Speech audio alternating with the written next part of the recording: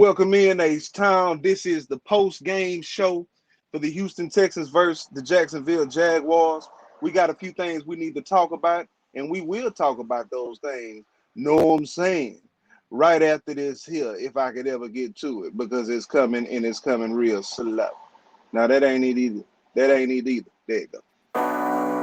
Hey, it's time to open up your ears and your eyes. You are now tuned in to Grip It and Rip It. Know what I'm talking about? Grip it and rip it. Okay. Grip it and rip it. Rip it. Grip it and grip it and grip it and rip it. Rip it and rip it. Rip it and grip it and grip it and rip it. Rip it and rip it.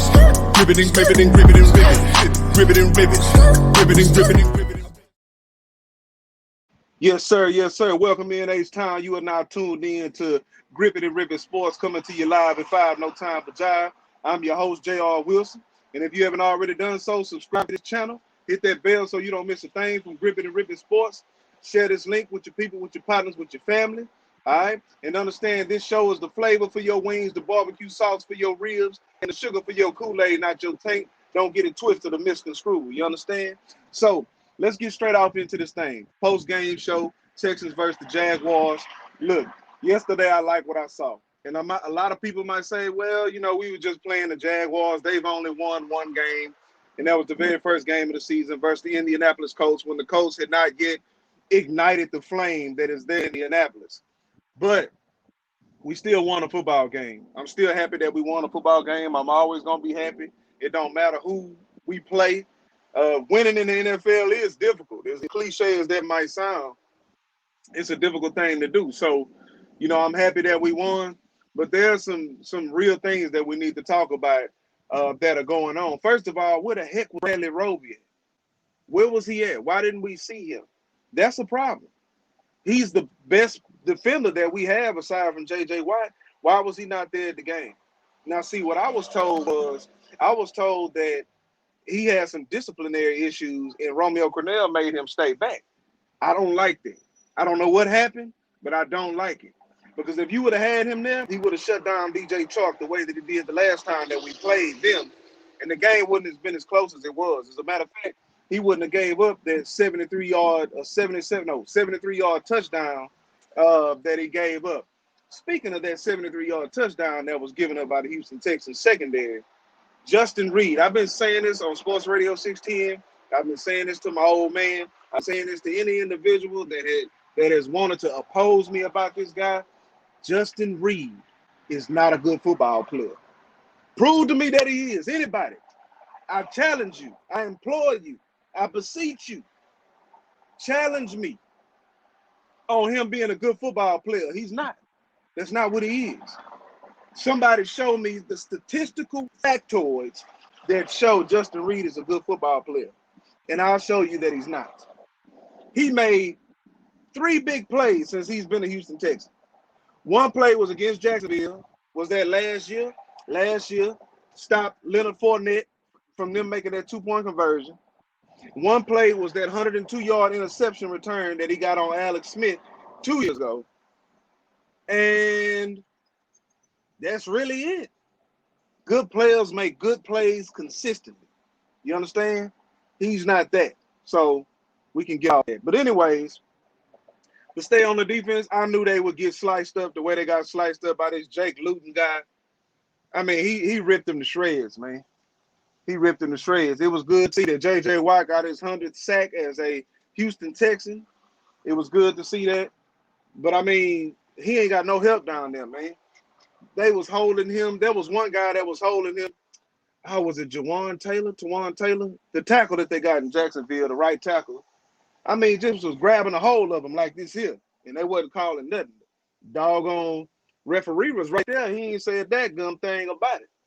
But he ain't got no help down there, man. We looked at Jonathan Grenard. He didn't do much.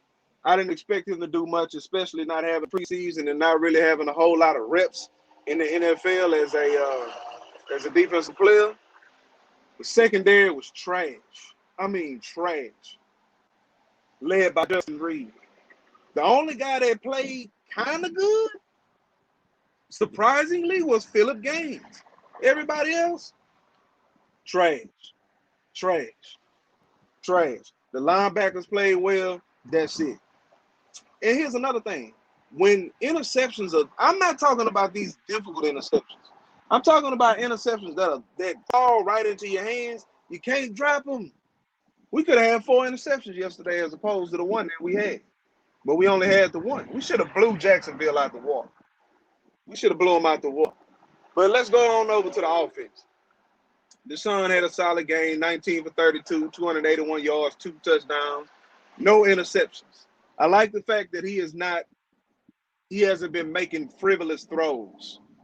Throws in the double coverage a whole lot like he was doing at the beginning of the season. As a matter of fact, I don't think he's thrown an interception in the last 3 games that he's played in, which I always like. Take care of the football to give yourself an opportunity to win football games. But he went 19 for 32, and he came out banging. He went 4 5, 100 yards and a touchdown.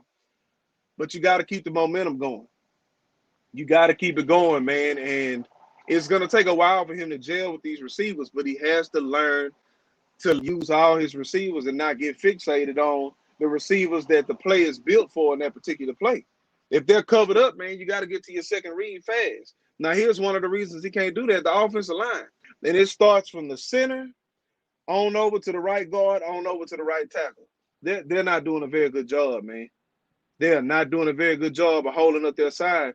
And Deshaun ain't got no time. Think about how many times he had to get out the pocket yesterday. He had 10 carries for 50 yards.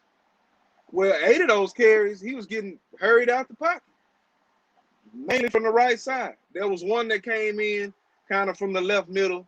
That's when they sent a defensive back in there and end up getting them down. Man, that pocket be collapsing. And the thing about the center position, Nick Martin, you trash of a center, is that you have to protect Deshaun Watson because even if the guys are getting penetration from the outside, the defensive lineman, he can step up in the pocket and still make throws. But he can't step up because you're getting drove back, dog. Problem. Nick Martin is trash. Greg Nance played better than him, but we don't have him no more. Maybe they need to move, what's his name? The right tackle that we have who's playing like trash this year. His natural position is a center. Move him over to center, see what he can do as center, right? And just get Nick Martin out the lineup altogether. He's not a very good center at all. I don't know what else to say about that. The receivers are getting open better. I think that one of the things that lacked in this game is the use of Jordan Akins. I see he didn't get that many reps, and maybe because he's coming off an injury. But Romeo Crennel said in his press conference that it wasn't that, it was the game plan. The game plan should always have Jordan Akins getting the football because he's the most dynamic tight end that they have. I like Darren Fells, but he's not a dynamic tight end. He's a tight end that if he get open and you throw on the ball, he'll catch it.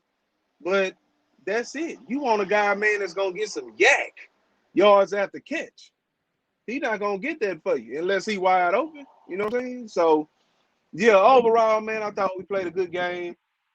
I picked this game to be a win. I picked us to win 6 games this year, based on what we have and what we've done and shown as a team.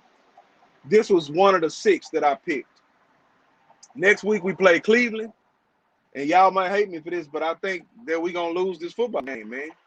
Cleveland is one of them Dr. Jekyll, Mrs. Hyde, however you say it. They're one of those teams, man. It's very, very difficult to deal with them. And so we got to be on our best, and I mean our A game is what we got to bring for them, or else they're going to blow us out the water because they can run the football with Kareem Hunt, even though Nick Chubb is out. And I heard actually they bringing him off of IR. So we can't stop the run, man.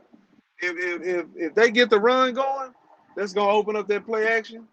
They're going to beat us to a pulp, man. So that's my rant on the Houston Texans, man.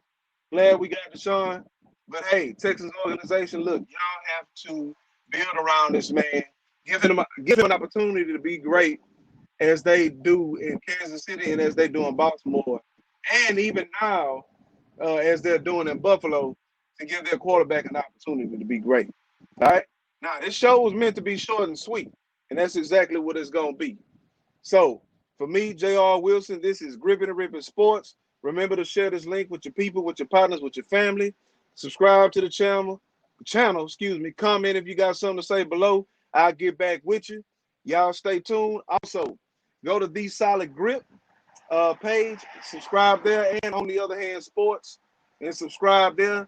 The Solid Grip is my father and I. We do a show every Saturday at 5 p.m. live on Facebook and YouTube. And On the Other Hand Sports is my old man's solo show. So when y'all get a chance, man, go check that out, man. I appreciate y'all that listen.